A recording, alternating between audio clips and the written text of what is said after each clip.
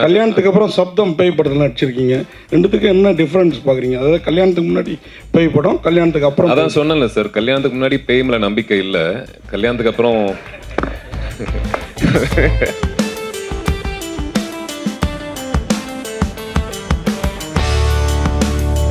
படம் கிடச்சது பார்த்தீங்கன்னா அறிவன் சாருக்கு ரொம்ப தேங்க்ஸ் சொல்லணும். நான் ஈரம் படத்தில் ஃபஸ்ட் படம் எனக்கு அசிஸ்டன்ட் கேமராமேனா. ஸோ அப்போலேருந்து சாருக்கு பழக்கம் எனக்கு. ஸோ சாருக்கு வந்து என் ஃபஸ்ட் படம் மகாமணி பார்த்துட்டு அவர் பிடிச்சிருந்துச்சு. ஸோ நான் இன்னும் பார்த்து பேசியிருந்தேன், சாருக்கு பிடிச்ச புக் பண்ணான்னு சொல்லியிருந்தார். ஸோ இந்த படத்தோட எக்ஸ்பீரியன்ஸ்ன்றது டோட்டலாகவே வந்து என் அசிஸ்டன்ட் சொல்லியிருந்தேன், இந்த மாதிரி ஒரு படம் தான் பண்ண முடியும் லைஃப்பில், இனிமேல் திருப்பி பண்ண முடியுமான்னு தெரியாது, ஏன்னா அவ்வளோ ஒர்க் இருக்கும். சார் கொடுக்க இன்புட்ஸை வந்து நம்ம ஃபாலோ பண்ணாலே போதும், அந்த அளவுக்கு பண்ணிடலாம் அந்த மூவியை. It was very good experience, and I should thank producer Sanjay Shiva also, and artist cooperation வேறு லெவல். அதுவும் எங்கள் ஹீரோ சார் கோஆப்ரேஷன் வந்து எக்ஸ்ட்ராடினரி. எங்களுக்காக எல்லாமே பண்ணி கொடுத்தாரு. So it was very nice working with this team and hope more. Thank you. Sabu Joseph அவர்கள், he is the editor of the film. இன்றைக்கி இந்த மேடையில் இங்கே நிற்கிறேன்னா அதுக்கு காரணம் வந்து ஒரு 15 இயர்ஸ்க்கு முன்னால் ஈரம்னு ஒரு ட்ரெய்லர் பண்ணுறதுக்கு சான்ஸ் கொடுத்த அறிவழகன் சார் தான் இன்றைக்கி காரணம். ஸோ அதை வச்சு தான் நான் லைஃப்பில் கிட்டத்தட்ட 15-16 இயர்ஸ் ஓட்டிகிட்டு இருக்கேன்னா காரணம் முதல் அஸ்திவாரம் வந்து ஈரம் ட்ரெய்லர். ஃப்ரம் தேர் அதுக்கப்புறம் வல்லினமுக்கு அப்புறம் என் லைஃப் வந்து வேறு மாதிரி இப்போ மாறிடுச்சு. ஸோ எல்லாம் கிரெடிட்டும் சார் தான் முதல்ல. அதுக்கப்புறம் வந்து இந்த படம் சப்தம் வந்து ஒர்க் பண்ணும்போது எப்படி இருக்குன்னா, கதை கேட்கும்போது பார்டரும் இதுக்கு முன்னால் ஒர்க் பண்ணியிருக்கோம், அதுக்கப்புறம் தமிழ் ராக்கர்ஸ், அப்புறம் அப்படியே இது ஒர்க் பண்ணும்போது எப்படின்னா வந்து ஒரு ஒரு ஹோம் கிரவுண்டில் விளையாடு நம்ம ஒரு டீம் ஒரு கிரிக்கெட்டர் விளையாடும் போது சந்தோஷம் இருக்கும் இல்லையா. ஸோ அதே மாதிரி அறிவு சாரோட ஒர்க் பண்ணும்போது நம்ம எந்த வேணால் கம்ஃபர்டபுளாக பேசலாம், எவ்வளோ வேணால் கம்ஃபர்டபுளாக ட்ரை பண்ணலாம், எக்ஸ்பெரிமெண்டல் பண்ணலாம். ஸோ அந்த ஃபுல் ஃப்ரீடம் அவர் கொடுப்பாரு. நீங்கள் ஒன்று பண்ணுவீங்களா சாப்பா, அது நீங்கள் பண்ணுங்க அப்படின்னுவார். ஸோ இந்த ஃப்ரீடம் வரும்போது நமக்கு ரொம்ப ஈஸியாக இருக்கும். நம்ம இந்த சீனை வந்து அவர் ஒரு விஷயம் சொல்லியிருப்பார், நம்ம அது மாதிரி இப்படி பண்ணலாம்னு நினைக்கும்போது அவர் இமீடியட்டாக வந்து ஓகே சொல்லுவார். ஸோ இல்லை இப்படி பண்ணிக்கலாம் இந்த பண்ணிக்கலாம் அப்படின்னு சொல்லுவார். ஸோ இது ரொம்ப ஈஸியாக இருந்தது. ஒரு எடிட்டருக்கு வந்து க்ரியேட்டிவாக நம்ம ஒர்க் பண்ணுறதுக்கு அவ்வளோ ஃப்ரீடம் இருந்தது. ஸோ அதனால தான் ஒவ்வொரு தடையும் நானும் அவரும் சேரும்போது ஒரு அவுட்புட் வந்து வேறு மாதிரி வருதுன்னு நிறைய பேர் சொல்லுவாங்க. ஸோ அது காரணம் வந்து அவர் கொடுக்குற அந்த ஃப்ரீடம் தான். எப்பவுமே ஒரு படம் வந்து டெக்னிக்கலி ஸ்ட்ராங்குன்னு சொல்லி ஒரு டெக்னிக்கல் சவுண்ட் ஃபிலிம் சொல்லுவாங்க. இந்த படம் சவுண்டே ஒரு டெக்னிக்கலாக யூஸ் பண்ணியிருக்காரு அது. ஸோ இந்த படத்தில் அது வந்து பெருசாக ஒர்க் அவுட் ஆகிருக்கு.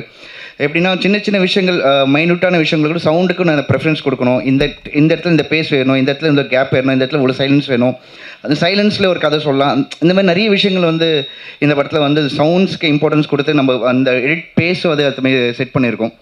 ஸோ ஒரு எடிட்டில் வந்து ஃபைனலாக பார்க்கும்போது ஃபைனல் மிக்சிங்கில் பார்க்கும்போதும் வேறு மாதிரி இருக்குது இந்த படம்.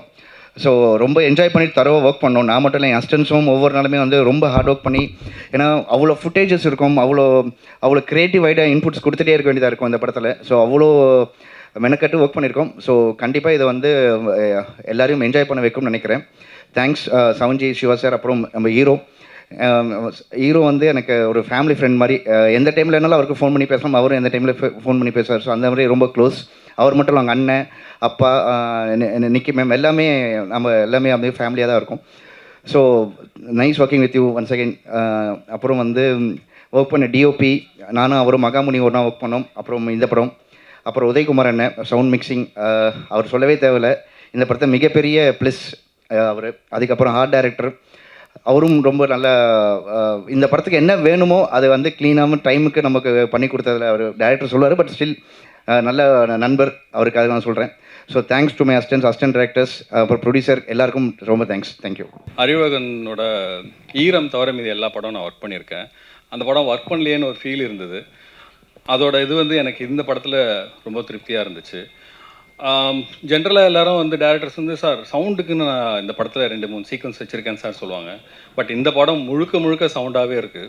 ஸோ எங்களுக்கு ஒரு சவுண்ட் இன்ஜினியருக்கும் இவங்களுக்கு வந்து இந்த மாதிரி ஒரு சப்ஜெக்ட் கிடைக்க ரொம்ப மிகப்பெரிய இது.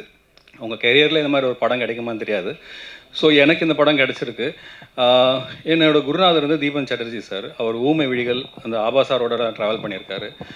ஸோ எனக்கு அவரை ஊமை விழிகளோட இந்த ட்ரெண்டில் எப்படி இருக்குமோ அந்த மாதிரி ஒரு படமாக இதை நினைக்கிறேன். இது நிச்சயமாக மிகப்பெரிய சவுண்ட் சைடில் ஒரு மிகப்பெரிய எதிர்பார்ப்பும், க்ரியேட்டிவுக்கான விஷயங்கள் என்னென்ன இருக்குன்றது, சவுண்ட் மூலமாக நம்ம எப்படி வந்து ஒரு ஸ்கிரிப்டை ஹேண்டில் பண்ணலாம் அப்படின்ற விஷயமும் இதில் மிகப்பெரிய இதுவாக இருக்கும். தமிழில் ரொம்ப குறைஞ்ச டேரக்டர் தான் டெக்னிக்கலோட ஸ்கிரிப்டை சொல்ல ஒரு டேரக்டர்ஸ் இருப்பாங்க, அதில் முக்கியமான இடத்துல அறிவழகன் இருப்பாங்க. ஸோ இது கூட கேமராமேனும் சரி, எடிட்டரும் சரி, நாங்கள் இந்த இடம் வந்து சவுண்டுக்காக கொஞ்சம் இதை ஃப்ரேம் அட்ஜஸ்ட் பண்ணலான்னா எடிட்டர் உடனே அதை வந்து கேட்பாங்க, அதுக்கேற்ற மாதிரி என்ன பண்ணி கொடுப்பாங்க. ஹீரோ சொல்ல வேண்டாம், அவர் மோஸ்ட்லி வந்து இந்த மாதிரி கண்டென்ட் ஓரியன்ட் படங்களாம், அதுவும் ஸ்கிரிப்ட் ஓரியன்டாக படங்களை ரொம்ப செலக்ட் பண்ணி பண்ணுறாரு. அவர் இந்த மாதிரி எல்லா படங்களும் பண்ணால் நல்லாயிருக்கும்னு நினைக்கிறோம். தேங்க்யூ. இன்னொரு குறிப்பாக ஒருத்தர் தமன் சார். தமன் வந்து இந்த படத்தில் எக்ஸ்ட்ராடினரியான ஒரு பேக்ரவுண்ட் மியூசிக்கு, சாங்கும் சொல்லவே வேணாம். ஒரு படம் வந்து மியூசிக்லாவும் எஃபெக்ட்ஸும் கலந்தால் எப்படி ஒரு நல்ல இன்புட் வரும் அப்படின்றதுக்கு இந்த படம் ஒரு மிகப்பெரிய எக்ஸாம்பிளாக இருக்கும்னு நினைக்கிறேன். நன்றி. அடுத்தபடியாக நம்மளுடைய இயக்குனர் அறிவழகன் அவர்கள். சப்தம் அப்படின்ற படம் ரொம்ப நாளுக்கு அப்புறம் தியேட்டரில் வரக்கூடிய என்னோடய படம் அப்படின்னு நான் சொல்லுவேன். இந்த படம் சப்தம் அப்படின்ற டிசைட் பண்ணதுக்கப்புறம் ஒரு ஹாரர் அப்படின்னு டிசைட் பண்ணும்போது என்ன ஹாரர் பண்ணலாம் அப்படின்னு யோசிக்கும்போது ஈரம் படத்தில் வந்து தண்ணீர் மூலமாக வந்து ஒரு ஹாரர் வந்து கொடுக்கும்போது ரொம்ப கிரிட்டிக்கலாகவும் சரி, கமர்ஷியலாகவும் சரி நல்லா போச்சு அப்படின்னா. ஏன்னா அன்றைக்கி வந்து சோஷியல் மீடியா இல்லாத ஒரு டைம்லேயே எல்லாருமே வேர்ட் ஆஃப் மவுத்தில் வந்து அந்த படம் எந்த அளவுக்கு ரீச் ஆச்சு அப்படின்றது எனக்கு கண்கூட என்னால் வந்து உணர முடிஞ்சது. ஏன்னா அது அப்போ வந்து அது ஃபோன் கால்ஸாக இருக்கட்டும், மற்றதாக இருக்கட்டும், சினிமா இண்டஸ்ட்ரியிலேருந்து பப்ளிக்லேருந்து எல்லாருமே இங்கே போகும்போது இன்றைக்கி வரைக்குமே வந்து ஒரு பெரிய ஒரு எல்லாருமே வந்து அப்ரிஷியேட் பண்ணுற ஒரு படமாக இருக்குது. இந்த படம் டிசைட் பண்ணதுக்கப்புறம் ஹாரர் அப்படின்னு நான் டிசைட் பண்ணதுக்கப்புறம் சரி, ஈரமில் வந்து ஒரு தண்ணீரை பேஸ் பண்ணி பண்ண மாதிரி இதில் ஒரு எதை வச்சு பண்ணலாம் அப்படின்னு யோசிக்கும்போது சவுண்ட் அப்படின்ற ஒரு விஷயத்தை பேஸ் பண்ணி பண்ணலாம் அப்படின்னு ஒன்று டிசைட் பண்ணேன். பட் இதில் ஒரு சின்ன ஒரு சேலஞ்சிங்கான விஷயம் எனக்கு ஒன்று ஒரு ஃபீல் ஆச்சுன்னா, ஈரமில் வந்து வாட்டர் மூலமாக தண்ணீர் மூலமாக ஒரு பேய் கொண்டு வரும்போது அது வந்து ஒரு விஷுவலாக நம்ம வந்து ஈஸியாக நம்ம காமிச்சிடலாம். ஆனால் ஒரு சவுண்ட் மூலமாக, அதாவது கண்ணுக்கு காமிக்காத ஒரு புலப்படாத ஒரு விஷயத்தை சவுண்ட் மூலமாக எப்படி வந்து திரையில் ஆடியன்ஸ்க்கு வந்து தேட்டரில் வந்து கொண்டு வர போகிறோம் அப்படின்றது ஒரு சின்ன ஒரு சேலஞ்சிங்காக இருந்துச்சு. ஏன்னா கதை பண்ணுறதுக்கு முன்னாடியே அப்போது ஒரே ஒரு கனெக்டிங் பாயிண்ட் தான், அதாவது எப்படி வந்து நம்ம ஸ்க்ரீனில் வந்து கொண்டு வர போகிறோம் அப்படின்னு யோசிக்கும்போது. ஏன்னா இது வந்து ஸ்கிரிப்ட் சம்மந்தப்பட்ட ஒரு விஷயம் மட்டும் கிடையாது. இது கடைசியாக நாங்கள் எவ்வளோ உழைப்பு போட்டாலும் அது கடைசியில் தேட்டருக்கு போகும்போது அந்த தேட்டரோட அவுட்புட் வரைக்குமே வந்து இந்த படத்தோட சக்ஸஸ் வந்து நம்பியிருக்கு அப்படின்றது ஒன்று ஆணித்தரமாக வந்து எனக்கு வந்து தெரிஞ்சுது ஒரு பாயிண்டில். அப்போ யோசிக்கும் போது ஒரு பாயிண்ட் மட்டும் தான் ரொம்ப தெளிவாக வந்து ஒரு விஷயம் யோசித்தேன். என்னென்னா எல்லாருமே சில பேர் சொல்லுவாங்க, இங்கே இருக்கிற தேட்டர்ஸ் வந்து சில இது சவுண்ட் குவாலிட்டி நல்லா இருக்காது, ரொம்ப இதுவாக இருக்கும், அந்தளவுக்கு வந்து இந்த படத்தை வந்து எப்படி ப்ரொஜெக்ட் பண்ணுறதுன்னு தெரியாது அப்படின்ற ஒரு பாயிண்டில் வந்து எல்லாருமே சொல்லுவாங்க. அப்படி யோசிக்கும் போது எனக்கு ஒரே ஒரு பாயிண்ட் தான் தோணுச்சு. அந்த படம் ஆரம்பிக்கிறதுக்கு முன்னாடி எப்போவுமே வந்து ஒரு டீடைல்ஸ் டெமோ போடுவாங்க, அதுக்கப்புறம் வந்து ஒரு டால்ஃபி டெமோ போடுவாங்க. அந்த ஒரு குவாலிட்டி எந்த தேட்டர்லேயுமே வந்து ஒரே மாதிரி ஒரு குவாலிட்டியாக இருக்கும்.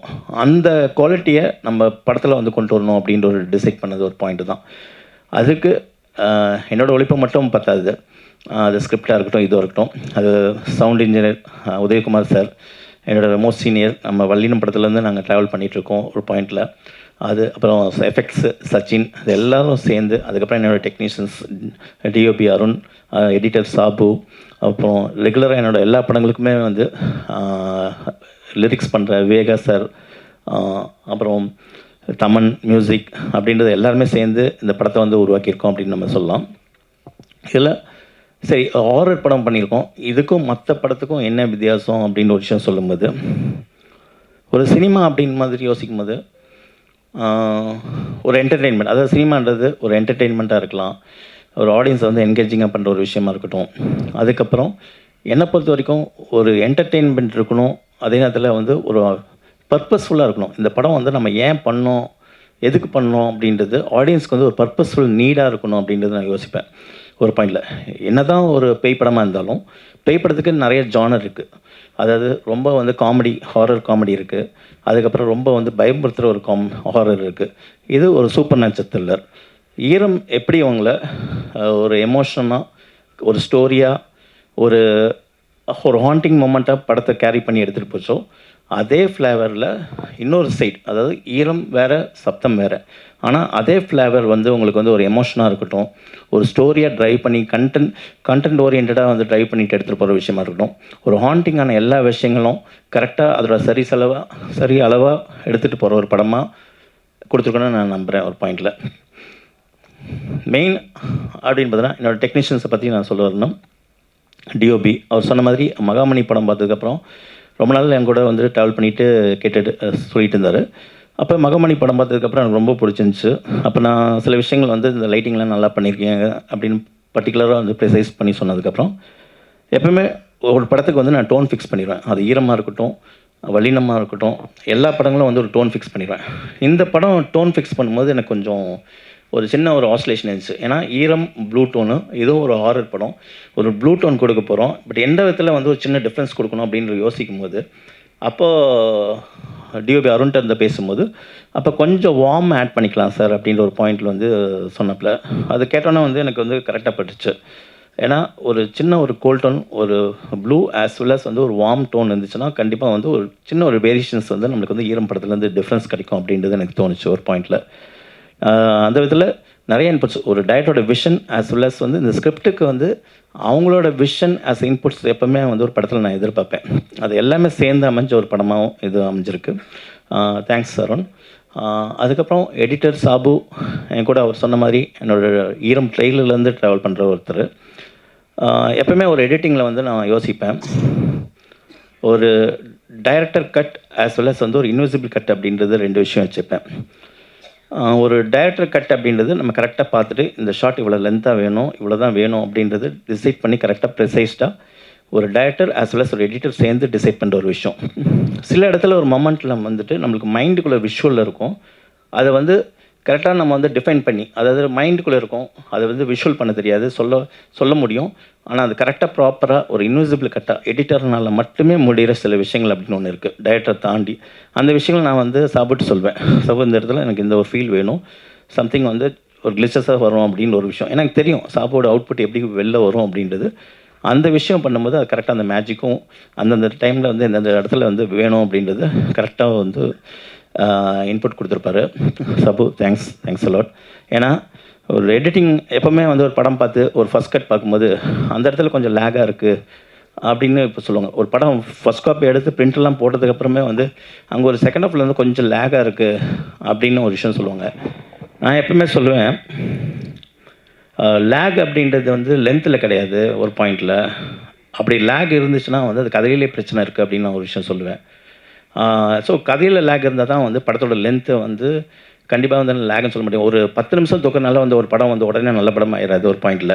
சில படங்கள் இருக்குது எடிட்டரோட இதில் எல்லாமே கரெக்டாக டேலண்டாக கிறிஸ்பாக சொல்கிறதுன்னு ஒரு பாயிண்டில் இருக்குது. பட் பொதுவாக லென்த்து கம்மி பண்ணாவே படம் வந்து கரெக்டாக சூப்பராகிடும் இல்லை. ஸோ சட்டியில் இருந்தால் தான் அகப்பையில் வரும் அப்படின்னு சொல்லுவாங்க ஒரு பாயிண்டில். ஸோ பேஸே வந்து ஒரு சோல் வந்து படத்தில் இருக்கணும் ஒரு பாயிண்டில். அதேமாரி அந்த சின்ன ஒரு லேக், ஒரு நிமிஷம், அதாவது படம் 1.5 மணி நேரத்துலேயும் வந்து ஸ்லோவாக சொல்ல முடியும், 3 மணி நேரத்துலேயும் ஃபாஸ்ட்டாக சொல்ல முடியும். ஸோ கதை வந்து ஃபஸ்ட்டு வந்து டிபெண்ட் பண்ணியிருக்கணும். அது கரெக்டாக அதுக்கு எடுத்துடவும் கூடாது, அது கரெக்டாக சூப்பராக கொண்டு வரதில்ல அது எடிட்டிங். அது அந்த எடிட்டர் சாபு ஒரு பாயிண்ட்டு. நெக்ஸ்ட் என்னோடய லிரிக் ரைட்டர் இருக்கட்டும், வேகா என்னோடய எல்லா படங்களையும் ட்ராவல் பண்ணியிருக்காரு. எங்களுக்குள்ள ஒரு கெமிஸ்ட்ரி ஒர்க் அவுட் ஆகிட்டே இருக்குது. அது இந்த படத்துலையும் வந்து கண்டிப்பாக வந்து தொடர்ந்துருக்கு அப்படின்னு நான் சொல்லுவேன். அப்புறம் ஆர்ட் டைரக்டர் மனோஜ் அப்படின்றது, மனோஜ் பற்றி சொல்லணும்னா பார்டரில் வந்து அசிஸ்ட் பண்ணிட்டு இருந்தார் ஆர்ட் டைரக்ஷனில். அவரோட ஒர்க் பிடிச்சி இந்த படத்தில் வந்து நான் வந்து சூஸ் பண்ணேன். அவரோட சென்சாரிட்டி, ஒர்க்கில் இருக்க சென்சாரிட்டி. இன்றைக்கி வந்து இன்ட்ரோல் பிளாக்கும் பார்த்திங்கன்னா கிளைமேக்ஸ் பார்த்திங்கன்னா ஒரு சின்ன ஒரு செட்டு வந்து போட்டிருப்போம். அந்த செட் பார்த்திங்கன்னா வந்து ஒரு எல்லாம் சேர்த்து மொத்தமாக வந்து ஒரு காஸ்ட் அப்படின்னு பார்த்தீங்கன்னா அந்த 14-15 நாள் ஷூட்டிங்கே வந்து ஒரு 2 crores அது மாதிரி வரும் ஒரு பாயிண்டில். அது கிளைமேக்ஸும் வரும், இன்ட்ரோல் பிளாக்கும் வரும். அந்த ஒரு பாயிண்ட் ஒரு இந்த படத்தில் ஒரு முக்கியமான ஒரு விஷயமாக நான் சொல்லுவேன் ஒரு பாயிண்டில். அந்த ஒரு பாயிண்ட்டு.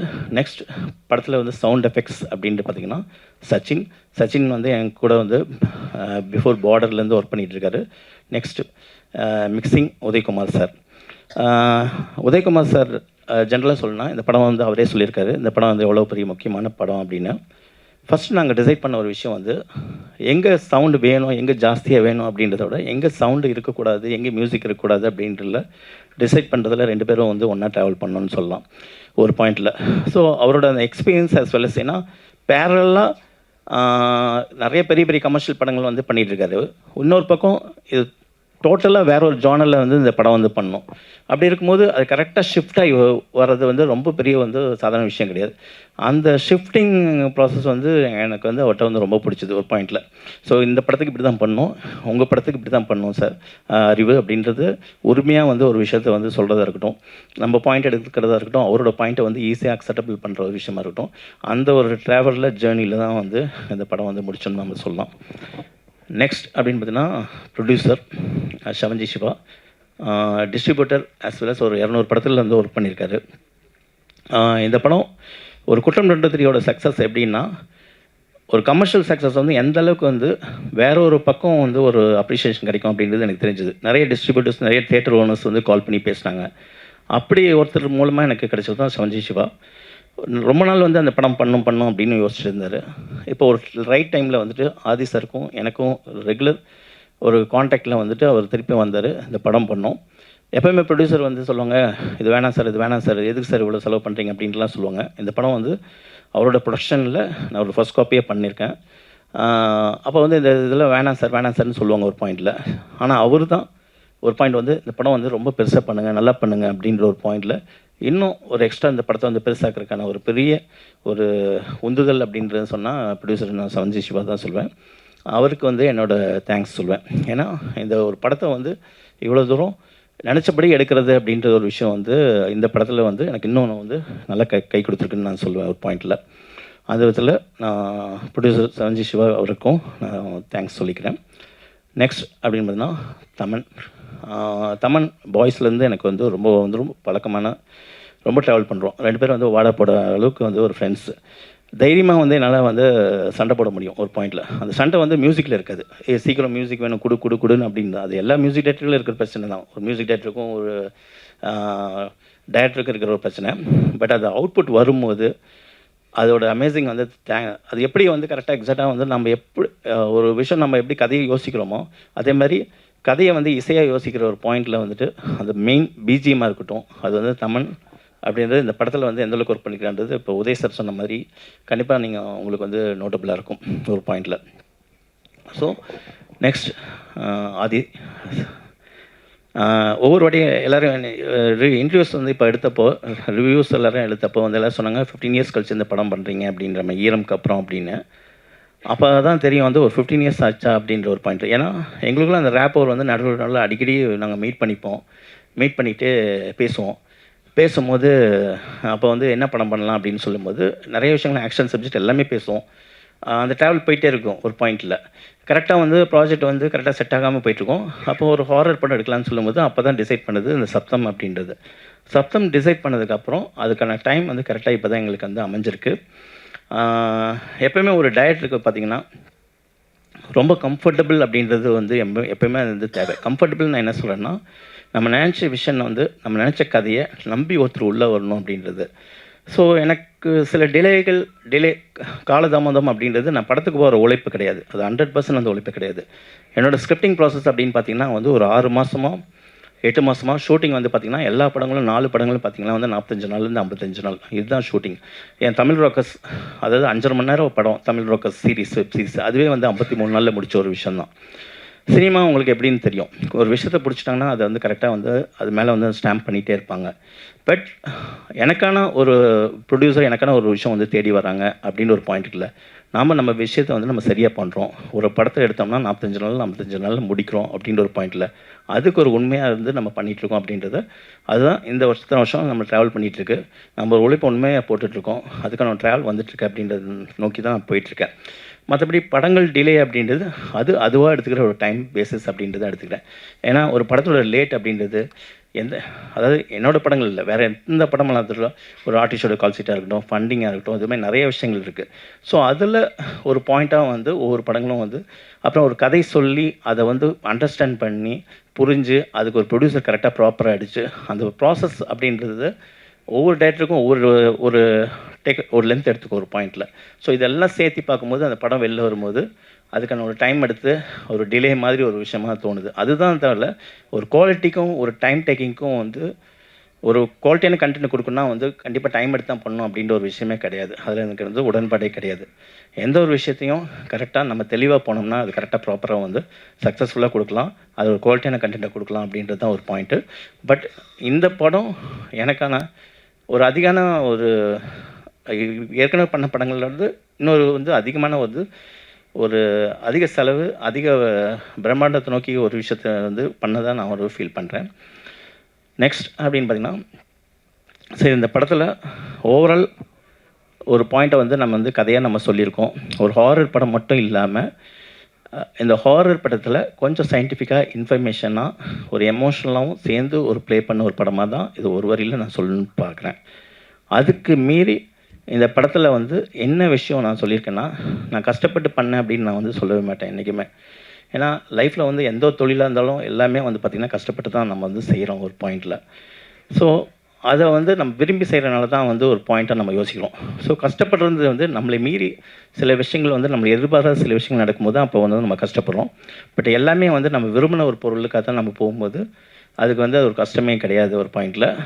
ஏன்னா எண்ட் ஆஃப் த டே எல்லாருமே இந்த ஒரு நாள் நாளைக்கு ரிலீஸ் ஆகிற ஒரு நாளுக்காக தான் வந்து அந்த பயணத்தையும் அந்த ஜேர்னியை வந்து ட்ராவல் பண்ணிகிட்ருக்கோம். ஸோ அதை நோக்கியே வந்து நம்ம வந்து கவலைப்படாமல் அந்த ஜேர்னியை வந்து எப்பவுமே வந்து ஒரு ஹாப்பினஸ், ஒரு சந்தோஷம் அப்படின்றது வந்து டெஸ்டினேஷனில் கிடையாது. அது வந்து நம்மளோட பயணத்தில் தான் இருக்குது. ஸோ ஒரு டிஸ்கஷன், ஒரு கதையை பேசுகிறதா இருக்கட்டும், ஒரு இதுவாக இருக்கட்டும், ஒரு கதையை பேசுறது, ஒரு ஷூட்டிங் போகிறது, அதுக்கப்புறம் ஒரு போஸ்ட் ப்ரொடக்ஷனில் இருக்குது, இது எல்லாமே லைஃப்பில் வந்து எனக்கு வந்து சந்தோஷமான விஷயங்கள் தான் ஒரு பாயிண்டில். அதாவது இப்போ என்னோடய தொழிலை பொறுத்த வரைக்கும். ஸோ அதை நோக்கி தான் இந்த ட்ராவல் வந்து நம்மளை வந்து இன்னும் நவுத்திட்டுருக்கு அப்படின்றத நான் யோசிப்பேன் நான் பாயிண்டில். எண்ட் ஆஃப் த டே ஒரு வரியில் ஒரு சின்ன ஒரு இன்சிடென்ட் மட்டும் நான் சொல்கிறேன். அப்போது நான் வந்து ஒரு 6th standard அது மாதிரி படிச்சுட்டு இருக்கும்போது, அப்போ ஒரு எக்ஸாமினேஷன் வந்து ஒரு எக்ஸாமில் வந்து ஒரு கேள்வி பதில் கேட்டாங்க. அப்போ எப்போவுமே வந்து பார்த்திங்கன்னா ஒரு 7 கேள்வி கொடுத்துட்டு இதில் ஏதோ ஒரு 5 கேள்வி மட்டும் நம்ம ஆன்சர் பண்ணி பதில் சொல்லுவாங்க ஒரு பாயிண்டில். அப்போ வந்து நம்ம பதில் சொல்லிடுவோம் ஒரு பாயிண்டில். எனக்கு அந்த எக்ஸாம் வந்து ரொம்ப டஃப்பான எக்ஸாம் இருந்துச்சு, ஜியாகிரஃபி எக்ஸாமு. அப்போது 5 கேள்வி விட நம்ம பாஸ் ஆகுமா ஃபெயில் ஆகுமா, அப்போ வந்து 40 மார்க்ஸ் தான் வந்து பாஸ் ஆகாமா ஃபெயில் ஆகுமா அப்படின்ற ஒரு பாயிண்ட்லேயே வந்து ஒரு டவுட்ஃபுல்லியே இருந்தேன். ஒரு பயம் வந்துருச்சு. சரி என்னமோ எழுதி வைப்போம் அப்படின்னு அவசர அவசரமாக தெரிஞ்ச கொஸ்டின்ஸ் மட்டும் எழுதிட்டு வந்துட்டேன். ஒன்ஸ் எழுதி முடிச்சதுக்கு வெளில வந்ததுக்கப்புறம் தான் தெரியும் நம்ம 7 கொஸ்டினுக்கு வந்து 6 கொஸ்டினுக்கு வந்து ஆன்சர் பண்ணிட்டோம் அப்படின்றது. அப்போ அந்த ஆன்சர் வந்து அந்த ஒன்றையும் கட் பண்ணிட்டாங்கன்னா கண்டிப்பாக வந்து ஃபெயில் தான், இருக்கிறதும் போச்சு அப்படின்ற ஒரு பயத்தோடு தான் இருந்தேன். அதுக்கப்புறம் பேப்பர் வந்து கைக்கு வந்து உடனே வந்து பேப்பரை திருப்பி பார்த்தேன். 40 பாஸ்ன்னு இருந்துச்சு. அப்போ வந்து 40 மார்க்ஸ் வந்து பாஸு, 40 வந்து பாஸ்ன்னு இருந்துச்சு. திருப்பி பார்க்கும்போது அந்த ஆன்சருக்கு வந்து பதில் இருந்துச்சு ஒரு பாயிண்டில். அதாவது மார்க் போட்டிருந்தாங்க, 3 மார்க் போட்டிருந்தாங்க ஒரு பாயிண்டில். 5 மார்க் கொஸ்டின்ஸுக்கு 3 மார்க் போட்டிருந்தாங்க. எனக்கு மைண்டுக்குள்ளே வந்து ஒரு சின்ன ஒரு படபடப்பு ஒரு பாயிண்டில், எனது மார்க் போட்டாங்களே அப்படின்னு. ஏன்னா கரெக்டாக 40 மார்க்ஸ் பாஸு, 3 மார்க் வந்து எக்ஸ்ட்ரா போட்டிருக்காங்க. நான் எதுவுமே யோசிக்கல, நேராக போய் டீச்சர்கிட்ட போய் காமிச்சிட்டேன் ஒரு பாயிண்டில். டீச்சர்கிட்ட காமிச்சோன்னே அவங்க வந்து உடனே வந்து ஒரு சரியாக தப்பு பண்ணிட்டேன் அப்படின்னு சொல்லிட்டு டக்குன்னு அந்த 3 மார்க்கை வந்து கட் பண்ணிட்டாங்க. கட் பண்ணிவிட்டு 40 மார்க்குக்கு தான் 37 மார்க்கை வந்து ஃபெயில்னு போட்டு +3 ஃபார் ஆனஸ்டின்னு போட்டாங்க டோட்டலாக. அந்த நேர்மை தான் லைஃப்பில் வந்து என்னை இன்ன வரைக்கும் வந்து நவுத்திட்டு போகுது அப்படின்னு நான் சொல்லுவேன். அதாவது லைஃப்பில் வந்து என்னை சுற்றி இருக்கவங்க வந்து நான் எந்தளவுக்கு நேர்மையாக இருக்கேன் அப்படின்றத வந்து அவங்க தான் சொல்லணும், நான் சொல்லக்கூடாது. ஆனால் ஒரு விஷயத்தில் மட்டும் நான் நேர்மையாக இருக்கேன்றது ஒரு விஷயம் சொல்ல முடியும். அது வந்து அந்த சினிமா அப்படின்ற ஒரு விஷயத்துக்காக மட்டும்தான். அது வந்து என்னால் தைரியமாக சொல்ல முடியும். அதை வந்து இந்த படத்தில் நீங்கள் பார்க்கலாம் ஒரு பாயிண்டில். மற்றபடி என்னோடய நெக்ஸ்ட் ஃபைனலாக நான் சொல்கிறது என்னோடய அசிஸ்டன்ட் டைரக்டர்ஸ் எல்லாருக்குமே வந்து, ஏன்னா என்னோடய முன்னாடி படங்களில் ஒர்க் பண்ண அசிஸ்டன்ட்ஸ் எல்லாருமே இந்த படத்தில் வந்து ஒர்க் பண்ணியிருக்காங்க. ஸோ எல்லா பேரையும் நான் சொல்லலாம், எல்லா பேரையும் நான் சொல்கிறது வந்து முக்கியம் கிடையாது. ஆனால் எந்த பேரையும் வந்து ஒரு பேரை கூட மிஸ் பண்ணிடக்கூடாது ஒரு பாயிண்டில். ஸோ அதில் நான் குறிக்கோளாக இருக்கேன். அதுக்காக நான் அவங்களுக்கான ஒரு நன்றியை வந்து நான் கண்டிப்பாக டெஃபினட்டாக வந்து படம் ரிலீஸ் டைமில் நான் சொல்லுவேன். ஸோ என்னோடய அசிஸ்டன்ஸ் எல்லாத்துக்குமே வந்து ரொம்ப ரொம்ப தேங்க்ஸு.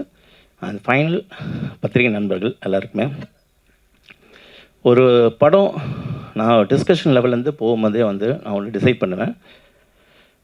இன்றைக்கி வந்து ரிவ்யூஸை பற்றி பரவலான ஒரு டாக் இருக்குது. அந்த படத்தை வந்து வேண்டு மோசமாக எழுதுறாங்க, வேண்டு இது பண்ணுறாங்க, அது பண்ணுறாங்க எல்லாமே சொல்கிறாங்க. ஆனால் என்னை பொறுத்த வரைக்கும் என்னோடய டிஸ்கஷன்லேருந்துமே என்னோடய ரிவ்யூஸ் வந்து என் கூட ட்ராவல் பண்ணிகிட்ருக்காங்க. ஏன்னா எப்படி எழுதினாலும் சரி, இவங்க எப்படி எழுதுவாங்க, இவங்க எப்படி எழுதுவாங்க, இப்படி எழுதுவாங்க, இது தேட்டரில் எப்படி ரசிப்பாங்க அப்படின்னு நம்ம யோசிக்கிறோமோ, அது மாதிரி பர்டிகுலர் வந்து ஒவ்வொரு ரிவ்யூவர் வந்து என்ன எழுதுவாங்க இந்த படத்துக்கு அப்படின்றது படம் டிஸ்கஷன் டைம்லேயும் நான் சும்மா யோசிச்சு பார்ப்பேன். அதேமாதிரி படம் முடிஞ்சு அவுட்புட் எடுத்து ஃபைனல் காப்பி பண்ணதுக்கப்புறம் நான் ஜென்ரலாக ஜாலியாக வந்து பேசுவேன் எடிட்டர் கூட. இது அவங்க வந்து இப்படி தான் சொல்லுவாங்க, இப்படி சொல்லுவாங்க, இப்படி சொல்லுவாங்க, அதுக்கு நம்ம கரெக்டாக பண்ணியிருக்கோமா அப்படின்னு சும்மா ஒரு அனலைசிங்காக ஒரு இதுவோ ஒரு ஹியூமராக நான் வந்து எடுத்துகிட்டு அது கரெக்டாக சென்சிபிளாகவும் யோசித்து பண்ணுவேன். ஸோ அந்தளவுக்கு வந்து இந்தளவுக்கு வந்து என்னோடய ரிவ்யூஸும் வந்து என் கூட வந்து ட்ராவல் பண்ணிகிட்ருக்காங்க. ஸோ என்னை வளர்த்துற ஒரு எப்படி வந்து தியேட்டர் அப்படின்றது என்னை வந்து ஒரு ஸ்கிரிப்டில் வந்து என்னை வளர்த்துருச்சோ அதே மாதிரி என்னோடய ரிவ்யூஸ் அப்படின்றது என்னை வந்து வளர்த்திட்ருக்காங்க அப்படின்றத நான் யோசிப்பேன். சென்சிபிளான ரிவ்யூஸ் எல்லாருக்குமே என்னோட ரொம்ப ரொம்ப தேங்க்ஸ். இந்த படமும் உங்களுக்கு கண்டிப்பாக பிடிக்கும் அப்படின்றது ஒரு நம்பிக்கையாக இருக்கேன் என்ன ஒரு பாயிண்டில். ஸோ அந்த விதத்தில் தேங்க்ஸ் டு ஆல் ரிவ்யூஸ். ஏன்னா ஒரு நல்ல படத்தை யாருனாலையும் காப்பாற்ற முடியாது, ஒரு கெட்ட படத்தை யாருனாலையும் காப்பாற்ற முடியாது. ஆனால் ஒரு நல்ல படத்தை அது மேலும் பெரிய அளவில் கொண்டு போய் ரீச் பண்ணுறது கண்டிப்பாக பத்திரிகை உங்களுக்கு கையில் இருக்குது. அதனால் thanks a lot. Thank you. Thank you so much sir. கதாநாயகன் சப்தம் இது ஃப்ரெண்ட்ஸ் கிட்ட ஷேர் பண்ணிக்கும் போது இந்த மாதிரி சப்தம்னு ஒரு ஹாரர் படம் பண்ணுறேன் அப்படின்னு சொல்லும்போது அவங்களோட பெர்ஸ்பெக்டிவில் வந்துட்டு ஏன் மச்சான் எதுக்கு ஹாரர், எதுக்கு பண்ணக்கூடாது, இல்லை ஹாரர்னாவே வந்துட்டு ஒரு ஒரு டக்குன்னு கொஞ்சம் கம்மியாக பார்க்குற ஒரு கண்ணோட்டம் உண்டு இல்லை. ஸோ அந்த மாதிரி எதுக்கு சூஸ் பண்ணுற அப்படின்னும்போது அப்போ ஈரமும் ஹாரர் தானே அப்படின்னா இல்லை ஈரம் செம்ம படம், அது ஹாரர் தானே. ஸோ அறிவழகன் சாரோட படம் வந்துட்டு அது ஹாரராக இருந்தாலும் த்ரில்லராக இருந்தாலும் ஆக்ஷன் த்ரில்லராக இருந்தாலும் லவ் த்ரில்லராக இருந்தாலும் எனிதிங் கண்டென்ட் கண்டிப்பாக இருக்கும். அது டெக்னீஷியன்ஸ் எல்லாருக்குமே தெரியும், ப்ளஸ் ஆக்டர்ஸ் எல்லாருக்குமே தெரியும். கதையில் ஒரு ஆனஸ்டி இருக்கும், ஸ்க்ரீன் பிளேயில் ஒரு இன்ட்ரெஸ்டிங் ஃபேக்டர்ஸ் நிறைய வச்சுருப்பார். I think every aspect of film making வந்துட்டு சூப்பர் ஃபைனாக இருக்கும். ஸோ எந்த ஜானர்ன்றது முக்கியம் இல்லை, அந்த படத்தை எவ்வளோ ஆனஸ்டியோட எடுக்கிறோன்றது தான் முக்கியம். So I told them friends கிட்ட சொல்லியிருந்தேன், இந்த மாதிரி படம் கண்டிப்பாக எனக்கு திருப்பியும் வருமா இல்லையான்னு தெரியல. டெக்னிக்கல் ஸ்டாண்டர்ட்ஸாக இருக்கட்டும் எல்லாமே ரொம்ப ரொம்ப நல்லாயிருக்கும். That's why I'm gonna be part of that film அப்படின்ட்டு. ஸோ என்னோடய கேரக்டர் வந்துட்டு பேரநார்மல் இன்வெஸ்டிகேட்டர். ஸோ நிறைய பேருக்கு அது தெரிஞ்சிருக்காது. இந்தியாவிலேயே வந்துட்டு லைசன்ஸ்டு பேரநார்மல் இன்வெஸ்டிகேட்டர்ஸ் இருக்காங்க. சயின்டிஃபிக் முறையில் அவங்க வந்து ஸ்பிரிட்ஸோட கம்யூனிகேட் பண்ணுவாங்க. அதுக்கு ஒரு ப்ரொசீஜர் ப்ராசஸ் ஒன்று வச்சுருப்பாங்க. அது சார் வந்து ஸ்கிரிப்டிங் ஃபேஸ்லேயே ரிசர்ச் பண்ணி எனக்கு எல்லாமே எக்ஸ்பிளைன் பண்ணப்போ அதை பற்றி வீடியோஸ் பார்க்க ஆரம்பித்தேன். எனக்கு பேய்னா நம்பிக்கையும் இல்லை, பயம் லைட்டாக இருக்குது. இருட்டில் அப்படியே நடந்து போகும்போது லைட்டாக பயம் இருக்கும், எல்லாருக்குமே இருக்கும், இல்லைன்னு சொன்னால் தப்பு, போய் இருக்கும், பட் நம்பிக்கை இல்லை. பட் இந்த படத்தை பற்றி ரிசர்ச் பண்ணி அவர் அமிச்ச அந்த வீடியோஸ், அவர் அமிச்ச அந்த எப்படி அந்த கம்யூனிகேட் பண்ணுற ஒரு விதம் எப்படின்னு சொல்லிட்டு அதை பார்க்கும்போது எனக்குள்ள ஒரு நம்பிக்கை உருவாச்சு. அதாவது கண்டிப்பாக 100% நம்புறேன்னா இல்லை, பட் நாளைக்கு பின்ன யாராவது 100% இந்த ரிசர்ச் பண்ணி இந்த மாதிரி பேய்கள் இருக்குது, ஸ்பிரிட்ஸ் இருக்குது, எனர்ஜி இருக்குது அப்படின்னு சொல்லும்போது I won't be surprised.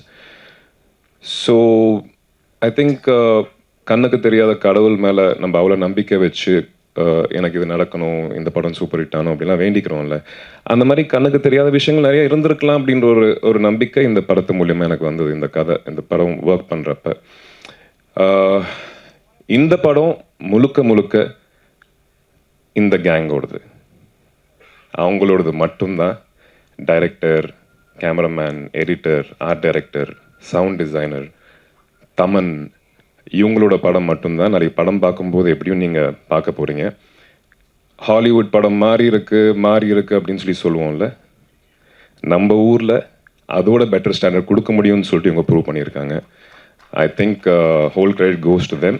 And படம் பார்த்ததுக்கப்புறம் நிறைய பேசலாம் சக்ஸஸ் மீட்டில். தேங்க்யூ. ஸோ ஈரம் படத்தில் வந்து நிறைய ரிசர்ச் இருந்திருக்கும் நீங்கள் பண்ணுறப்ப, பிகாஸ் அது எங்களுக்கு ரொம்ப புதிய கதை. இன்ஃபேக்ட் உங்களுக்குமே ஒர்க் பண்ணுற புதுசாக இருந்திருக்கும். ஸோ சப்தம் அப்படின்னு ஒரு சவுண்ட் ஹாரரில் ஒர்க் பண்ணுறப்போ என்ன மாதிரி ரிசர்ச் ஒர்க் இதுக்குள்ளே இருக்குது சார்? இது என்னோடய ஹாரர் அப்படின்னு பார்க்கும்போது ஒரு ரியலிஸ்டம் பேஸ் தான் பண்ணுவேன். ரொம்ப வந்து நம்ப முடியாத சில விஷயங்கள் அங்கே பார்த்து நம்ப முடியாத சில விஷயங்கள் அப்படின்றது எடுத்துகிட்டு போகிறது கிடையாது. அது ஒரு ஹாரர் அப்படின்றது ஒரு ஃபேண்டஸியாக இருந்தாலும், ஒரு பேய் படம் அப்படின்றது ஃபேண்டஸியாக இருந்தாலும், ஒரு நம்பக்கூடிய சில விஷயங்களை வச்சு தான் ஒரு கதையை ட்ரைவ் பண்ணிட்டு எடுத்துகிட்டு போகணுன்னு நினைப்பேன். அப்படி எனக்கு யோசிக்கும் போது எல்லாருமே படங்கள் வந்து எனக்கு புக்ஸும் டாக்குமெண்ட்ரிஸ் அப்படின்றது தான் வந்து எனக்கு ரொம்ப வந்து அதிகமாக யூஸ் ஆச்சுன்னு நான் சொல்லுவேன். அது உண்மைக்கு அருங்காமையில் இருந்து எடுத்துகிட்டு போகிற ஒரு விஷயத்த. ஸோ அப்படி தான் இந்த படத்தில் வந்து நான் ரிசர்ச் பண்ணேன் அப்படின்றத நான் சொல்லுவேன். ஸோ இதுக்கு பின்னாடி ஒரு உண்மை சம்பவம் இருக்கா? இல்லை, உண்மையிலே பல விஷயங்கள் சேர்ந்த ஃபேக்ட்ஸ் இருக்குல்ல, உண்மை எலிமெண்ட்ஸ் இருக்குல்ல, உண்மை எலிமெண்ட்ஸ் எல்லாம் சேர்த்து ஒரு கதையாக பண்ணது தான் இது ஒரு பாயிண்டில். Thank you sir. சார் அறிவுடன் சார், பேய் பிசாசுனாலே நீங்கள் பொதுவாக நிசப்தமான ஏரியாவில் தான் அதிகம் சுழண்டடிக்கும். நீங்கள் சப்தான் பேர் வச்சுருக்கீங்களே, தமன் இருக்கிறதுனால வச்சுட்டீங்களோ? இல்லை இல்லை, தமன் அப்படின்றது ஒரு மியூசிக்கான விஷயம். சப்தம் அப்படின்போது ஏன்னா ஒரு இடி இடிக்குதுன்னு வைங்க, நமக்கு ஒரு பயம் வருது இல்லை. திடீர்னு வந்து யாராவது நீங்கள் தனி ரூமில் இருக்கும்போது நம்மளுக்கு ஒரு கதவு படாதுன்னு எதுவுமே இல்லாமல் ஒரு சாத்தும் போது ஒரு சின்ன ஒரு பயம் இருக்குல்ல, அந்த ஒரு பயம்தான் இந்த படத்தில் வந்து ஒரு சத்தத்தை வச்சு நான் பண்ணியிருக்கேன் ஒரு பாயிண்டில். ஹீரோ சார், ஆதி சார், நீங்கள் ஒரு அழகான ஹீரோயின் வந்து நிக்கி கல்யாணி கல்யாணம் பண்ணீங்க. கல்ராணி சார். நிக்கி கல்ராணி. ஓகே, இந்த படத்தோட பேக்ரவுண்டில் எங்கேயுமே ஹீரோயின் இல்லை. நீங்கள் பேசும்போதும் சரி, டைரக்டர் பேசும்போதும் ஹீரோயின் படத்தில் 3 பேர் இருக்காங்கன்னு நினைக்கிறேன். யாரை பற்றியும் பேசல. ஏன், என்னாச்சு? ஹீரோயின் உங்களை ஹீரோயின் யாரோ புறக்கணிக்காங்களா? இது அதுக்கான படம் கிடையாது சார். ஹீரோக்கே ரெக்கையை போட்டாங்க பாருங்க. இது அந்த ஹீரோ ஹீரோயின் அப்படிப்பட்ட படமாக இருந்தால் கண்டிப்பாக பண்ணியிருப்பாரு. இந்த கான்செப்டை கன்வே பண்ணணும்னு ஒரு போஸ்டர் டிசைன் சார்.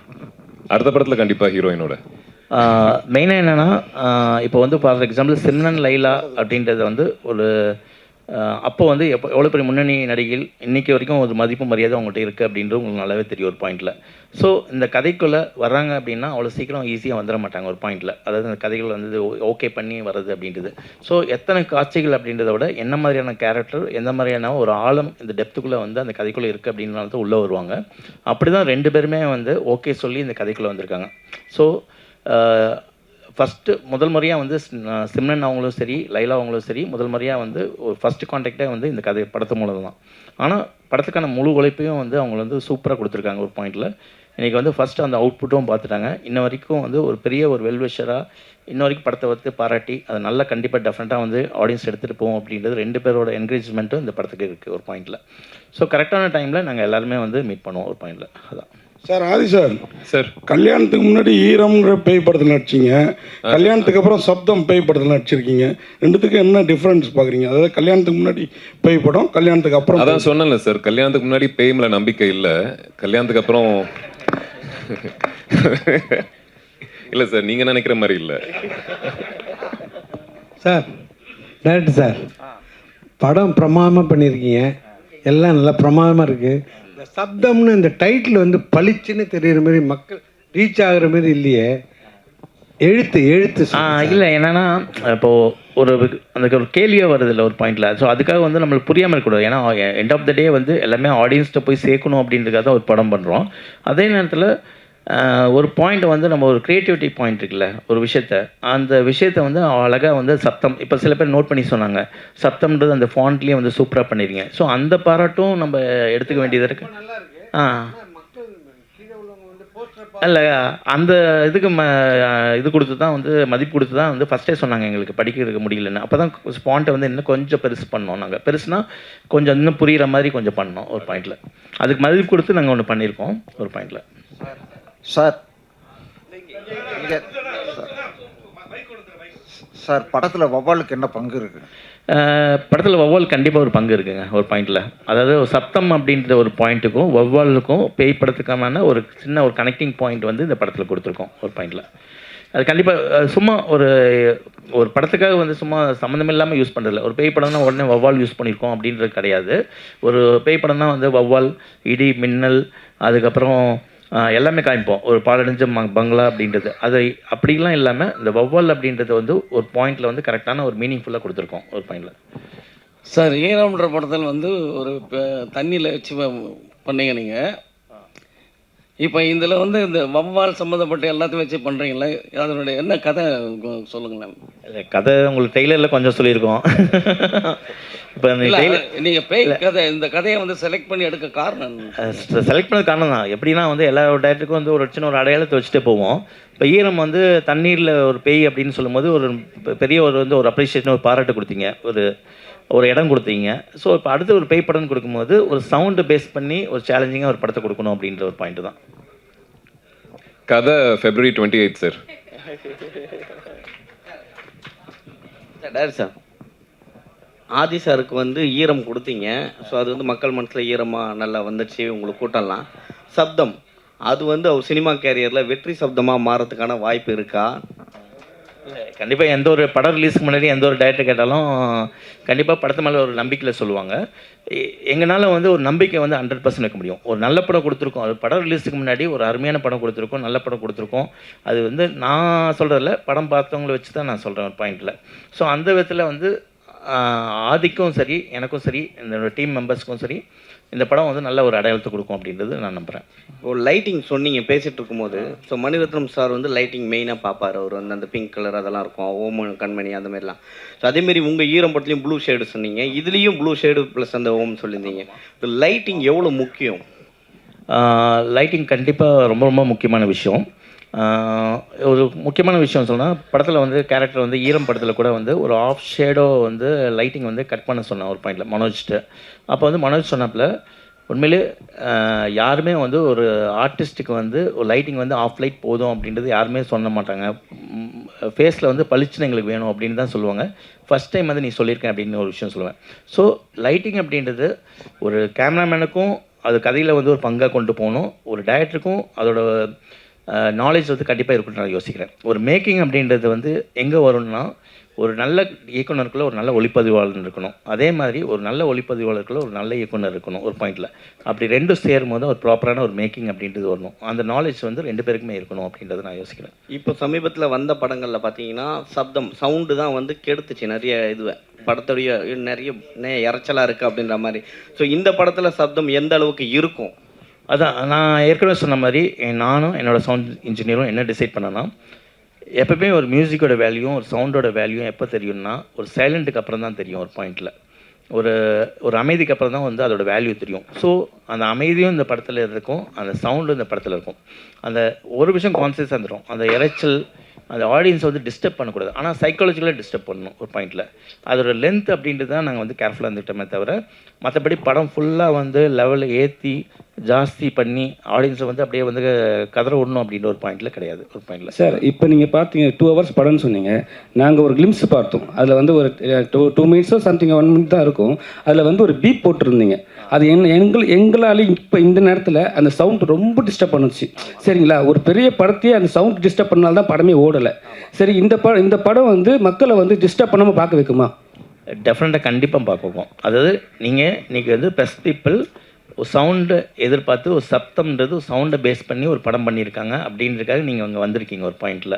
ஸோ உங்களுக்கு அந்த ஒரு காட்சி அப்படின்றது காமிக்கிறது ஃபோக்கஸ்டாக காமிக்கணும். சப்தம் படம்ன்றது இந்த படத்தில் நாங்கள் என்ன பண்ணியிருக்கோம் அப்படின்றது அப்படின்ட்டு ஒரு சாம்பிள் தான் காமிச்சிருக்கோம் ஒரு பாயிண்டில்.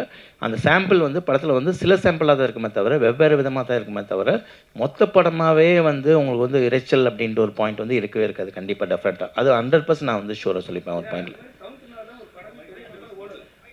அது இல்லை என்னென்னா, ஒவ்வொன்றுமே வந்து அது கதையோட தன்மை தான் ஒரு பாயிண்டில். அது எல்லாம் சேரும் போது தான் வந்து உங்களுக்கு வந்து அது சவுண்டு வந்து முதன்மையான தன்மையாக அப்படின்னு மாறிடுச்சு. ஆனால் ஒரு படம் வந்து தோல்வி அடையதோ வெட்டி அடையதோ சவுண்டில் கிடையாது ஒரு பாயிண்டில். ஏன்னா அது உண்மையிலே பேஸ்லேயே வந்து ஃபண்டமெண்டலாகவே வந்து சில விஷயங்கள் வந்து தப்பாக இருந்திருக்கும் அப்படின்ற ஒரு பாயிண்டில் யோசிக்கிறேன். அந்த ஃபண்டமெண்டல் பேஸ்லேயே வந்து ஏன்னா ஒரு டெக்னீஷியன்ஸ் வந்து எந்த அளவுக்கு உழைப்பு போட்டிருந்தாலும் ஒரு கதை ஒரு படம் வந்து பேஸ்லேயே வந்து ஃபண்டமெண்டலாக தப்பாச்சுன்னா அங்கே மிஸ் ஆகும்போது எது பிரதானமாக இருக்கோ அதை வந்து ஆட்டோமேட்டிக்காக இதாயிடுவாங்க ஒரு விஷயம் சொல்லுவாங்க. அதுதான் பாயிண்ட். சார் அறிவழகன் சார், யூஸ்வலாகவே ஹாரர் படம் அப்படின்னாலே ஒரு யூஸ்வல் டெம்ப்ளேட் ஒன்று இருக்கும், அதை வந்து பிரேக் பண்ணி தான் நீங்கள் ஈரம் படத்தில் காமிச்சிருப்பீங்க. இதில் அது மாதிரி இருக்கும், ஆனால் தாண்டி இதை ரிவெஞ்ச் வழக்கமான அந்த பழிவாங்கிற ரிவெஞ்சாகவே இருக்குமா இல்லை அதாவது ரிவெஞ்ச் அப்படின்றது சொல்கிறத விட ஒரு கோபம் அப்படின்னு ஒன்று இருக்கும். அதாவது வந்து ஒரு கோபம்ன்றது அது வில்லனுக்கு மட்டும் வராது, ஒரு ஹீரோக்கும் கோபம் இருக்கும், ஒரு படத்தில் இருக்க ஒரு வில்லனுக்கும் கோபம் இருக்கும் அப்படின்ற ஒரு பாயிண்டில். ஸோ கோபத்தை தான் பிரதானமாக எடுத்துக்கிட்டேன் தவிர இந்த பழிவாங்கல் கதை அப்படின்ற ஒரு பாயிண்டில் நான் எடுத்துகிட்டு போகல. மோரோவர் இந்த படம் சயின்டிஃபிக்கான படம், அவ்வளோதான் ஒரு பாயிண்ட். சார் RR ஃபிலிம்னாவே உங்களுக்கு வந்து எனக்கு ஆதி சார் ஞாபகம் வருமா? இல்லை அப்படி கிடையாது ஒரு விஷயம். எங்களோட ட்ராவல் வந்து நிறைய ஆக்ஷன் படம் ஸ்கிரிப்டும் பேசியிருக்கோம், ஹாரர் படம் பேசியிருக்கோம். சரி, இப்போ வந்து இந்த படத்தில் நான் பேய் இல்லை, paranormal investigator. Sir director sir இங்கே சார் இங்கே அண்ணே சார் அண்ணே டைரக்டர் சார் ஓகே. இது சப்தத்துக்கு கீழே வந்து ஈரம் பார்ட் 2ன்னு ஏன் போடாமல் இருக்கீங்க? இது ஈரம் படத்தோட 2 தான் அப்படின்ட்டு இண்டஸ்ட்ரி ஃபுல்லாக பேசுகிறாங்க. இல்லை சார், நான் ஏற்கனவே சொன்னது கண்டிப்பாக வந்து நியாயமாக இருக்கணும், உண்மையாக இருக்கணும்னு நான் ஃபீல் பண்ணுறேன். ஓகேவா? எனக்கு நிறைய பேர் சொன்னாங்க ஈரம் 2ன்னு கூட போடலாமே அப்படின்ற ஒரு பாயிண்டில் சொன்னாங்க. பிஸ்னஸ் தான் இருக்கும், நல்லாயிருக்கும் அப்படின்னு. இல்லை, அதுக்கான நேர்மை நியாயம் ஆடியன்ஸை ஏமாற்றக்கூடாதுல தெளிவாக இந்த ஒரு பாயிண்டில். அதாவது என்ன படம் நம்ம கொடுக்க போகிறோம் அப்படின்ற ஒரு படம் இருக்குல்ல, ஈரம் 2 தனியாக இருக்குது, அது வேறு படம். அது கண்டிப்பாக அதுக்கான ஸ்கிரிப்ட் இருக்குது ஒரு பாயிண்டில். அது பண்ணோன்னா கண்டிப்பாக வந்து எஸ்பெச்சஸ் கூட தான் நான் பண்ணுவேன் ஒரு பாயிண்டில். இது தனியாக சப்ஜெக்ட் ஒரு, ஆனால் ஹாரர் படம் எங்கே வந்து கனெக்ட் ஆகுதுன்னா ஈரமுக்கும் சப்தத்துக்கு ஆதி சார், நான், தமன் அப்படின்ற ஒரு விஷயத்தில் நாங்கள் கனெக்ட் ஆகிறோம், ஒரு ஹாரர் படம் எடுக்கிறோம். அந்த பாயிண்ட் தான் சார். ஆதி சார், ஒரு காலத்தில் பேய் படம்னாலே ரொம்ப பயந்து நடிக்கிட்டு இருந்தோம். அந்த சுந்தர்சி சார், காஞ்சனா மாதிரி படம்லாம் வந்து பேயை ரொம்ப காமெடி ஆக்கிட்டாங்க. இப்போ வந்து பேயை வந்து ரசிப்பாங்களா? இந்த மாதிரி கதை எப்படி இருக்கு? இந்த கதை எப்படி? ஒரே பாயிண்ட் தான் சார். எந்த மாதிரி படங்கள் கொடுத்தாலும் சரி, அதாவது பேய் படத்துலேயே ஒரு ஜானர் இருக்குது. அதாவது நீங்கள் சொன்ன மாதிரி வந்து ஹாரர் காமெடி இருக்குது, பயமுத்திர ஹாரர் இருக்குது. அதுக்கப்புறம் வந்து ஒரு சோல்ஃபுல்லாக வந்து ஒரு கதையை வந்து எமோஷனலாக சொல்கிற சில ஹாரர் படங்களும் இருக்குது ஒரு பாயிண்டில். ஸோ என்றைக்குமே வந்து ஆடியன்ஸை வந்து நம்ம என்கேஜிங்காக வச்சுக்கிட்டோம்னாவே வந்து தியேட்டரில் வந்து என்கேஜிங்காக வச்சுக்கிட்டு ஒரு சோல்ஃபுல்லாக வந்து ஆடியன்ஸை நம்ம கனெக்ட் பண்ணிட்டோம்னா அங்கே அந்த படம் வந்து சக்ஸஸ்ஃபுல்லாக ஆகணும் அப்படின்ட்டு தான் நான் ஒரு நம்புகிறேன். அந்த நம்பிக்கை வந்து இந்த படத்தில் எனக்கு இருக்குது அப்படின்னு தோன்றேன். ஸோ ஒரு ஹாரர்ன்றது நான் ஒரு பாயிண்ட்டாக எடுத்துக்கிட்டேனே தவிர ஒரு கமர்ஷியல் வேல்யூவாக எடுத்துக்கிட்டதில்ல. அதுக்குள்ளே ஒரு கதை சொல்லியிருக்கேன் ஒரு பாயிண்டில். அதுதான் எல்லாருக்குமே வந்து ஒரு கமர்ஷியல் பாயிண்ட் சொல்லுவாங்க. ஒரு ஆக்ஷன் படம்ன்றது ஒரு கமர்ஷியல் பாயிண்ட்டு, ஒரு காமெடின்றது ஒரு கமர்ஷியல் பாயிண்ட்டு, ஒரு லவ்ன்றது ஒரு கமர்ஷியல் பாயிண்ட்டு. நான் ஹாரர் எடுத்துக்கிட்டேன்.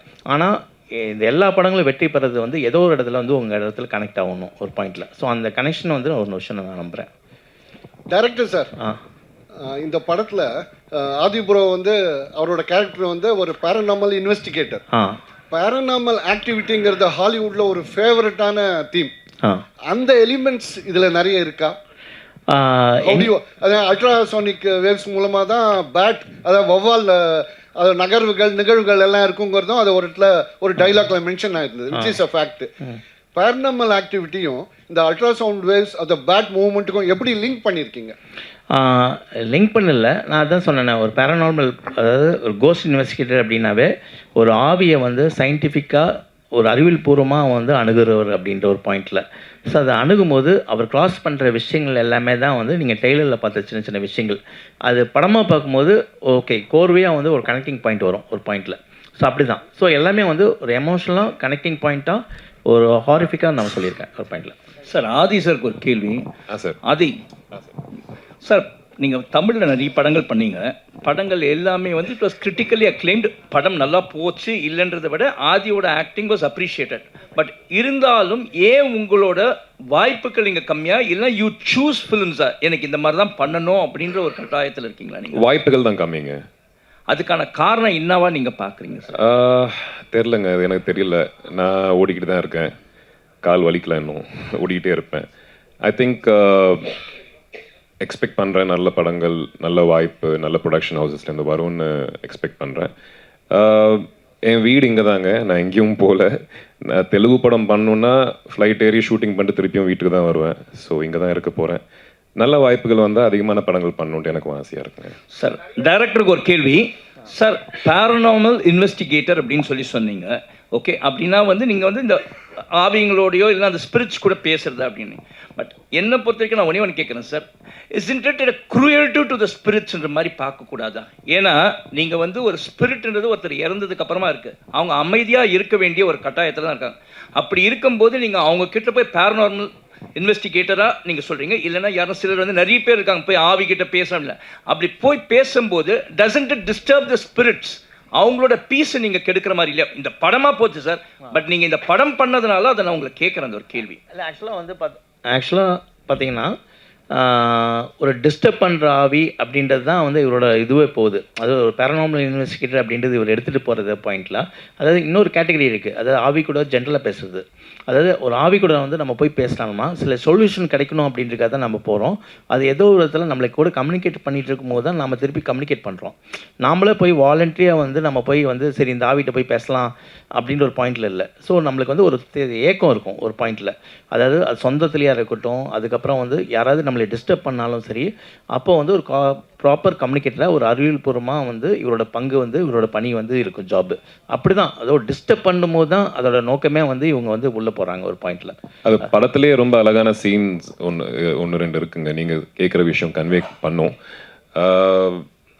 அதாவது சார் சொன்ன மாதிரி அந்த சில ஆவிகள் வந்துட்டு எனர்ஜி வந்துட்டு கம்யூனிகேட் பண்ணணுன்னு கூட ட்ரை பண்ணும். அது அவங்களுக்கு எப்படி கம்யூனிகேட் பண்ணணும்னு தெரியாது. So maybe he can be a bridge to communicate. இல்லை, பாசிட்டிவாக கூட யோசிக்கலாம் அது. தேங்க்யூ.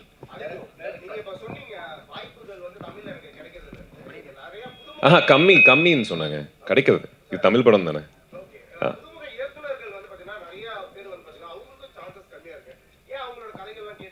இல்லையாங்க, நான் நிறைய புதுமுகங்களோட தான் பண்ணியிருந்தேன். அரவிந்த் சாரோட ஃபர்ஸ்ட் படம். இல்லை, இது ஆக்சுவலாக நான் சொல்லணும்னா ஒரு பாயிண்டில் வந்து நான் ஒரு ஆஃபீஸ் போயிருக்கேன். அப்போ வந்து நான் 2-3 இன்டர்வியூவில் கூட சொல்லியிருக்கேன். என்னென்னா அவரை பொறுத்த வரைக்கும் நான் ஆஃபீஸ் பண்ணேன்னா ஒரு போர்டு வச்சுருப்பார் ஒரு பாயிண்டில். அந்த போர்டில் வந்து ரைட்டப்ஸ் இருக்கும். என்னென்னா 9 o'clock அப்படின்னு பார்த்தீங்கன்னா வந்து இந்த இவர்கிட்ட கதை கேட்கணும். அவர் யாருன்னா வந்து இந்த டயட்டோட அசோசியேட்டாக இருப்பார். அதுக்கப்புறம் வந்து 2 மணிக்கு பார்த்தீங்கன்னா இந்த ஒரு கதை இருப்பார். அது வந்து இந்த டயட்டோட அசோசியேட் அப்படின்னு இருப்பார். ஸோ இந்த விஷயங்கள் வந்து நானும் யோசிப்பேன், இவ்வளோ கதை கேட்டுட்ருக்காரு அப்படின்ற ஒரு மாதிரி வந்து அவர்கிட்ட கேட்பேன் நான் ஒரு பாயிண்டில். ஸோ அது வந்து அவர் இன்ட்ரெஸ்டிங்காக வந்து அந்த கதையை கேட்டு அதில் வந்து சூஸ் பண்ணோம் அப்படின்ற ஒரு பாயிண்டில் இருக்காரு. ஸோ என்னை பொறுத்த வரைக்கும் நான் பார்த்த விஷயங்கள் அதுதான். ஆமாம், கிளாப் ஃபர்ஸ்ட் டைம் டைரக்டர், அப்புறம் மரகத நாணயம் first time director, partner first time director. எனக்கு 2வது படமாக ஈரம் இருந்தது, சாரோட first film. So directors first டைமாக செகண்ட் டைமாக அதை தாண்டி ஆனஸ்டி இன் ஃபிலிம் மேக்கர் ரொம்ப ரொம்ப முக்கியங்க. அதை தான் பார்ப்பேன் நான். Arivu and Adi, fantastic trailer. We're all looking forward to watching the film. உங்களுடைய ட்ரெய்லர்ல இருந்து and from what you've just said, the theme of the film வந்து looks universal. இது ஒரு பர்டிகுலர் ரீஜனை பொறுத்தோ இல்லை ஒரு பர்டிகுலர் ஏரியாக்காக ஸ்பெசிஃபிக்காக க்ரியேட் பண்ணப்பட்ட கதையை மாதிரி தெரியல, யூனிவர்சலாக அப்ளை பண்ணப்படுற ஒரு தீமாக தான் தெரியுது. So how many languages is this film being made into? தெலுங்குல ஏன் எடுத்துட்டு போகல? ஏன் why are you not taking it into South Indian languages, other languages? We are-ங்க. You are, okay. Tamil, Telugu, Kannada, Hindi. Right down. We are promotions கூட இப்போ இன்னைக்கு முடிச்சுட்டு நாளைக்கு ஹைதராபாத். மெயினாக வந்து எல்லாருமே வந்து சார் சொன்ன மாதிரி தமிழ், தெலுங்கு, ஹிந்தி தான் ஜென்ரலாக இருக்கும். அப்போது கன்னடா வரைக்கும் நாங்கள் பேரலாக எடுத்துகிட்டு போகிறோம் ஒரு பாயிண்டில். ஸோ தெலுங்கு அண்ட் கன்னடா வந்து என் சினிமாஸ் வந்து ரிலீஸ் பண்ணுறாங்க. ஹிந்தி வந்து சாஜித் குரேஷியை வந்து அவர் வந்து ரிலீஸ் பண்ணுறாரு. ஸோ ரெவன்ஸா ஃபிலிம்ஸில் T3 கம்பெனியில் வந்து அவங்க ரிலீஸ் பண்ணுறாங்க. தெலுங்குலையும் நல்ல டிஸ்ட்ரிபியூட்டர்ஸ் மைத்ரி அவங்க அசோசியேட்டாக இருக்காங்க. So we are having a big release in all the other languages ஆல்சோங்க. Direct sir, Sabdham okay. இதுக்கு முன்னாடி நீங்கள் த்ரில்லர் அருண் விஜய் வச்சு பார்டர் ஒன்று நிற்கிது, அது பார்டர்லேயே இருக்குது. ஏன் அதை ரிலீஸ் பண்ணாமல் அப்படியே பார்டர்லேயே? ஏற்கனவே சொன்னாங்களே, ஒரு படத்தோட ரிலீஸ் அப்படின்றது நான் சம்மந்தப்பட்ட ஒரு விஷயம் கிடையாது. இப்படி எடுத்துகிட்டு போகிற விஷயங்களுக்குள்ள நிறைய பிரச்சனைகளாக இருக்கணும், இதுவாக இருக்கட்டும், அது டெஃபினட்டாக வந்து அருண் விஜய் சாருக்கும் எனக்கும் வந்து ஒரு மிகப்பெரிய ஒரு படமாக இருக்கும் அப்படின்னு நான் நம்புகிறேன். பார்டர் நான் பார்த்துட்டேங்க, செம்ம படம். அது வேற ஒரு காரணங்களுக்காக நிற்குது. ரொம்ப ரொம்ப நல்ல படம் அது. ப்ளஸ் எப்போ ரிலீஸ் ஆனாலும் அந்த படத்தோட ரெலவன்ஸ் கண்டிப்பாக இருக்கும். ஸோ பழைய படம் மாதிரி தெரியாது உங்களுக்கு. டேரக்ட் சார், இப்போ பார்த்தீங்கன்னா வவ்வால் வந்து ஆக்சுவலாக எல்லாருமே வந்து பேய்களுக்கு தான் யூஸ் பண்ணுறாங்க. வவ்வால்ன்றது ஒரு நல்ல ஒரு இது, அதோடைய குணமே வேறு. அது சப்தம் கொடுத்து தான் அந்த இடத்துக்கு ஒளியை எழுப்பி தான் உள்ளே போகும். அதை ஏன் அதை சின்னமாக மாற்றிட்டு இருக்கீங்க எல்லாருமே? இல்லை, அதாவது சில விஷயங்கள் தவிர்க்க முடியாமல் நம்ம யூஸ் பண்ணாலும் அதை எப்படி யூஸ் பண்ணுறோன்னு ஒன்று இருக்குல்ல. ஒரு படத்துக்கு வந்து பார்த்திங்கன்னா ஒரு ஹீரோயின் கண்டிப்பாக வந்து 2 பேர் லவ் பண்ணுறாங்க. ஒரு லவ் ஸ்டோரினா வந்து 2 பேர் லவ் பண்ணுவாங்க, பிரிவாங்க, சேருவாங்க அப்படின்னு ஒரு பாயிண்ட் இருக்குது. ஆனால் அதை எந்த அளவுக்கு டிஃப்ரெண்ட்டாக நம்ம எடுத்துகிட்டு போகிறதுல தான் அதோட சக்ஸஸ் இருக்குது. இப்போ அந்த வவ்வால் அப்படின்றது வந்து ஒரு பேய் படம் ஒரு சிம்பிளாக இருந்தாலும் நாம் என்ன இந்த படத்தில் வந்து யூஸ் பண்ணியிருக்கோம், எப்படி யூஸ் பண்ணியிருக்கோம் அப்படின்னு ஒன்று இருக்குல்ல, அந்த விதத்தில் இது வேறுபடும் ஒரு பாயிண்டில். Yes, thank you so much.